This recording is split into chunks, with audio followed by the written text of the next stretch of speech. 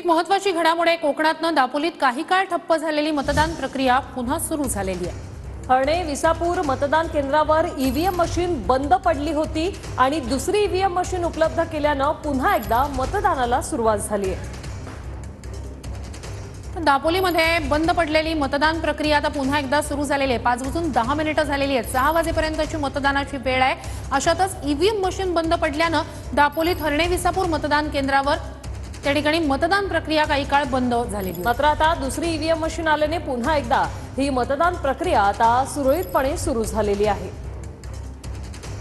पण गर्दी पाहतो आहोत, महिलांची मोठी रांग मतदानासाठी या ठिकाणी मतदान केंद्रावर लागलेली आहे। मात्र ईव्हीएम मशीन बंद पडल्यानं काही काळ दापोलीतल्या हर्णे विसापूर इथली मतदान प्रक्रिया बंद पडलेली होती। आता मात्र पुन्हा एकदा इथे मतदान प्रक्रिया सुरू झाली आहे। तांत्रिक बिघाडामुळे ही मतदान प्रक्रिया जी आहे ती बंद पडली होती। मात्र आता हा तांत्रिक बिघाड जो आहे तो दूर करण्यात आलेला आहे, कारण दुसरी मशीन तात्काळ आणण्यात आलेली आहे आणि त्यानंतर आता जी मतदान प्रक्रिया काही काळ बंद झाली होती ती आता सुरळीतपणे सुरू झाली आहे।